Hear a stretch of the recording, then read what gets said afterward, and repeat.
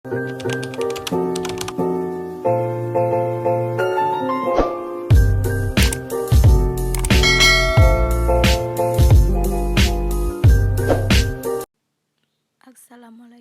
warahmatullahi wabarakatuh. Baik, saya akan menjelaskan materi tentang karya monumental umat Islam dalam ipteks, yaitu 1. Zaman kejayaan dan kemunduran serta upaya pembangkitan umat Islam.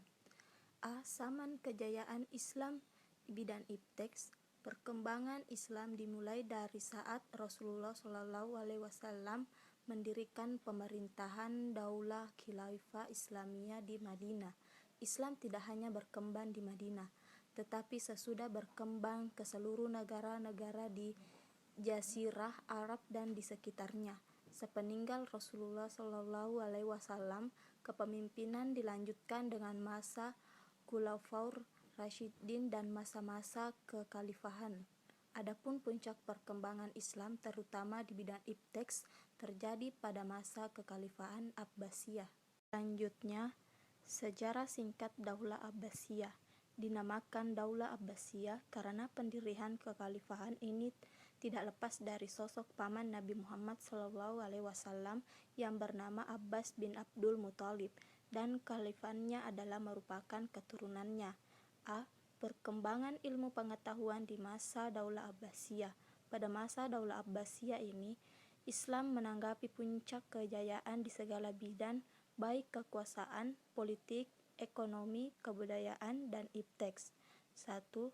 Ilmu perkembangan pesat pada masa Khalifah Abu Ja'far Harun ar-Rasyid, Al-Ma'mun, dan Al-Mahdi. Buku-buku dari berbagai disiplin seperti kedokteran, filsafat, kimia, ilmu alam, matematika, dan lain-lain banyak diterjemahkan dari bahasa asing seperti Yunani, Mesir, Persia, India ke dalam bahasa Arab sehingga bisa dipelajari dengan baik. 2. Khalifah Harun ar-Rasyid benar-benar sangat perhatian dengan kemajuan ilmu pengetahuan, dengan mendorong dan memberikan motivasi kepada umat Islam untuk senantiasa mempelajari dan memperdalam ilmu pengetahuan. Hal ini membuktikan dengan didirikannya lembaga ilmu pengetahuan yang diberi nama Baitul Hikmah sebagai pusat ilmu pengetahuan, dan semua orang bisa mempelajari dan mengembangkan ilmu pengetahuan. Ketiga, para khalifah sendiri umumnya adalah ulama, mencintai ilmu, menghormati orang-orang berilmu, memuliakan ilmu, sehingga memberikan peluang seluas-luasnya kepada seluruh umat Islam untuk belajar dan mengembangkan ilmu. 4. Hasil perkembangan ilmu pengetahuan masa Daulah Abbasiyah kemudian dan perkembangan ilmu pengetahuan pada masa Daulah Abbasiyah sesungguh sangat pesat, sehingga melahirkan beberapa disiplin ilmu dan ulama besar sebagai berikut: ilmu hadis, ilmu fikih, ilmu tafsir, filsafat, matematika, kedokteran, dan astronomi. Selanjutnya bagian B, sebab-sebab kemajuan ilmu pengetahuan dan teknologi di masa kejayaan Islam. Sebagaimana diketahui bahwa peradaban dunia dimulai dari Yunani dengan beberapa tokohnya seperti Plato, Aristoteles, dan lain-lain yang masih kita kenal sampai sekarang, dilanjutkan peradaban Babilonia dan Persia. Islam kemudian menyambungnya menjadi peradaban baru setelah yang mengalami kebangkitan intelektual dan kultural berdasarkan nilai-nilai Islam, dan puncaknya adalah pada masa kejayaan kekhalifahan Abbasiyah. Adapun faktor-faktor yang menyebabkan kemajuan ilmu pengetahuan dan teknologi pada zaman kejayaan Islam, menurut Ahmad Y. Al-Ahsan dan Donald R. Hill adalah sebagai berikut. Yang pertama, agama Islam. Kedua, pemerintah yang berpihak kepada ilmu pengetahuan. 3. Bahasa Arab. 4. Pendidikan. 5. Penghormatan kepada ilmuwan. 6. Maraknya penelitian. dan 7. Perdagangan internasional. Selanjutnya bagian C, sebab-sebab kemunduran umat Islam dalam ipteks. Adapun penyebab kemunduran umat Islam dalam bidang ilmu pengetahuan dan teknologi adalah karena faktor internal umat Islam sendiri dan karena faktor eksternal umat Islam. 1. Faktor internal. Seorang pemikir asal Libanon, Shakir Arsalan 1869 sampai 1946 dalam bukunya Kenapa Islam Terbengkalai menjelaskan bahwa bangsa-bangsa non-Islam maju karena mereka tetap berpegang dan tradisi keagamaan mereka sendiri. Bekerja keras untuk meraih kemajuan ilmu pengetahuan dan teknologi, contohnya Jepang dan Eropa. Mereka berhasil karena tiap bekerja keras dan tetap berpegang pada tradisi keagamaan mereka. Kedua, faktor eksternal.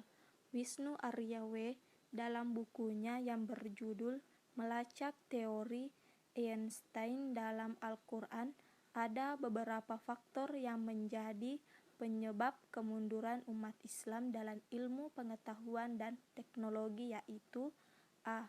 Berawal dari kesadaran bangsa Barat tentang pentingnya ilmu pengetahuan dan teknologi. B. Adanya fanatisme agama. C. Bangsa Barat yang berjiwa pertualangan berusaha menemukan benua baru.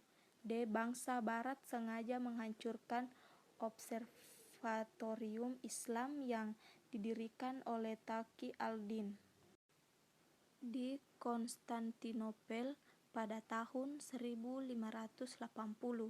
E. Ketergantungan negara-negara Islam terhadap ekonomi Eropa.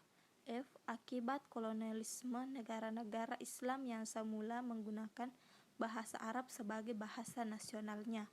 Akibat kolonialisme, stabilitas politik dan kemakmuran ekonomi negara-negara Islam mulai menurun. Selanjutnya bagian D, upaya-upaya kebangkitan kembali umat Islam dalam ipteks. Kemunduran Islam di bidang ilmu pengetahuan dan teknologi mengakibatkan tumbuhnya kemiskinan, minimnya pendapatan per kapita dan banyaknya pengangguran. Indonesia misalnya, sekitar 60% penduduknya hidup di bawah garis kemiskinan dan 10-20% penduduknya hidup dalam kemiskinan absolut. Sementara itu, jumlah pengangguran mencapai hampir 40 juta orang. Negara-negara Islam yang lain, meski tidak separah Indonesia, mereka juga menghadapi problem yang hampir sama. Belum lagi deretan utang luar negeri yang semakin berat. Pertanyaannya, bagaimana umat Islam harus melakukan upaya-upaya yang dapat mendukung kembali kemajuan di bidang ilmu pengetahuan dan teknologi? Adapun upaya-upaya yang seharusnya dilakukan oleh umat Islam seperti A. Dalam segala hal kembali kepada hadis Rasulullah Shallallahu Alaihi Wasallam berikut. Telah aku tinggalkan untuk kalian 2 perkara yang kalian tidak akan sesat selama kalian berpegang teguh dengan keduanya, Kitabullah dan sunnah Nabi-Nya. B. Bekerja keras tanpa mengenal lelah untuk mewujudkan penguasaan ilmu pengetahuan dan teknologi melalui satu sistem pendidikan Islam yang betul-betul bisa dijadikan rujukan dalam rangka mencetak manusia-manusia muslim yang berkualitas, bertakwa, beriman kepada Allah. C. Mengirimkan pelajar untuk mendalami ilmu pengetahuan dan teknologi. D. Adanya kontak Islam dengan Barat yang merupakan faktor penting yang bisa kita lihat. Adanya kontak ini paling tidak telah mengunggah dan membawa perubahan paradigma umat Islam untuk belajar secara terus-menerus kepada Barat.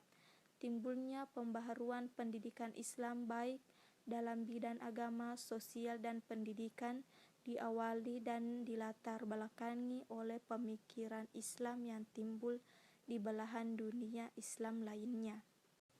Baiklah, itulah tadi materi yang saya jelaskan. Cukup sekian dan terima kasih.